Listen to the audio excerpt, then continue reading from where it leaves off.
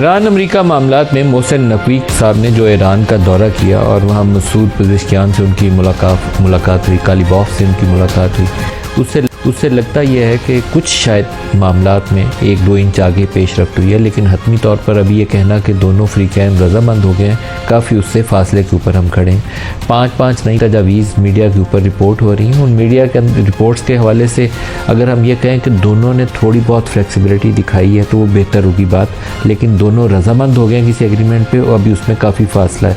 तो ये follow up talks जितनी जल्दी ये कर लें उतना दोनों के लिए अच्छा होगा, क्योंकि अल्टीमेटली लूज़ कर रहा है ईरान भी और अल्टीमेटली लूज़ कर रहा है अमेरिका भी और यूरोप भी।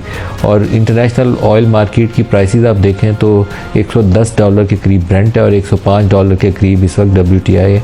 लेकिन एक अमेरिका के लिए और तलवार भी सर के ऊपर खड़ी है, उसका सेंट्रल बैंक को फेड को US फेड को जल्द ही नए रेट के ऊपर अपना फ़ैसला देना है। और नया जो उसका फेड के हेड है वो ट्रंप साहब ने खुद अपने पसंद के चुने हैं और उन्होंने वो फ़ैसला करना है। अगर ऑयल प्राइसेस इसी सतह पर रहती हैं जितनी हैं तो ट्रंप की जो डिज़ायर थी जिसकी वजह से उन्होंने फॉर्मर जो हेड थे US फेडरल रिज़र्व की उनकी छुट्टी करवाई थी, तो शायद नए वाले जो चेयरमैन हैं उनको उस रेट को इंक्रीज़ ही करना पड़े, वो डिक्रीज़ ना कर पाएँ।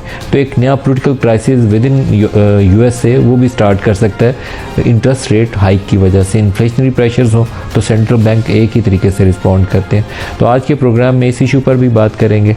एक पाकिस्तान के हक़ में बहुत ही अच्छी जजमेंट आई है और वो जजमेंट जो है वो कहती है कि पाकिस्तान का जो राइट है पानियों के ऊपर वो बरकरार है, और जो इंडिया क्लेम कर रहा था अपने 2 नए डैम बनाने के साथ साथ कि हम इनको स्टोरेजेस भी कर लें, वो उनके मुखालिफ जाती है। इसी तरीके से एक इंडियन आर्मी चीफ का स्टेटमेंट है जो कहता है कि पाकिस्तान को तो सफ़ाए हस्ती से मिटा देंगे। तो पाकिस्तान का उसके ऊपर जवाब बहुत अच्छा है कि अगर एक न्यूक्लियर पावर को आप ये धमकी देंगे तो फिर एक नहीं दोनों ही जाएंगे। एक्चुअली ऐसा ही होगा, क्योंकि पाकिस्तान के पास जो न्यूक्लियर हथियार हैं हमने दुनिया के किसी और मुल्क से लड़ने के लिए नहीं बनाए, ना मिसाइल किसी और से लड़ने के लिए बनाए। हमारा एक ही टारगेट है और वो है इंडिया। तो उसका जवाब जितना ज़ोर से उधर से आएगा उससे दोगुनी रफ्तार से इधर से भी जाएगा। तो एक रियलिस्टिक प्रैग्मेटिक अप्रोच के साथ आगे बढ़ना चाहिए।